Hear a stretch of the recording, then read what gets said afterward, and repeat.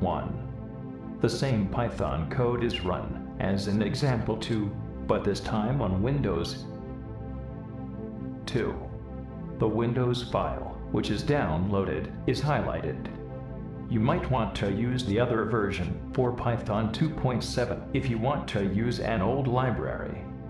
However, the future in Python world is Python 3. 3. After downloading the zip file, extract it to a folder. The folder used here is Kivy in the C drive. Note the contents of the folder. There is a min.gw compiler to compile C source code. There is the Python 33 folder with the Python 3.3.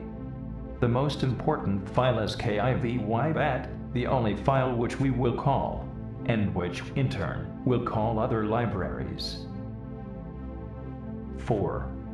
Next, the path is updated to include the Kivy program. This is optional. If it is done, you can refer to bat file as kivy rather than c/kivy/kivy or whatever the full path may be in your installation. These instructions are for Windows 7. From the control panel, find the system. Then go to Advanced System Settings. 5. At the bottom of the dialog, there is a button for Environment Variables, which should be clicked. In System Variables, select Path and click on Edit. 6.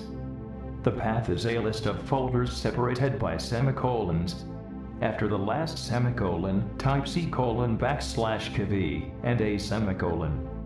Select OK repeatedly to close all dialogues that may be open. 7. You can always open the command prompt by searching for cmd at the start. The next step is totally optional. In the command prompt, if you click on the icon at the top left corner, you can see many options, including defaults. Selecting this allows us to have different font size and different colors rather than the standard ones in all future sessions. 8. Some settings have been changed here, as you can see. The most important command besides calling kivy.bat is the cd command. The command cd stands for change directory, and by writing 2 dots, we go up the folder tree. By writing the name after cd, we go into the directory. We should go into the directory where the Python file is written, which is c:\kivix in this example. Now kivy is called by simply writing kivy and the Python file. 9. In case the path was not set, you will have to type the entire path before kivy. This is shown here. If we had a very complex folder structure, setting the path would make more of a difference. Here, we only have slightly more typing and little chance of error in typing. However, if we have a very long name, chances of error increase. 10. You can also install Kivy as a normal Python module in Windows. First, you will have to install Python if you don't already have it. Then you can find information about using Kivy with existing Python from links from the Kivy homepage. 11.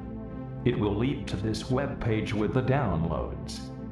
You can select for the version of Python and the Windows operating system.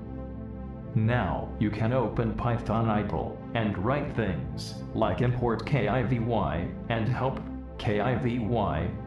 Instead of the Windows root, I went through the Linux Ubuntu root since it has everything installed after installing the operating system. It has a better terminal application than the command prompt in Windows. Since Android uses an operating system based on Linux, you can see there is nothing inherently beneficial about using Windows. 12. You can find additional information including the source code at pythonmobile.blogspot.com.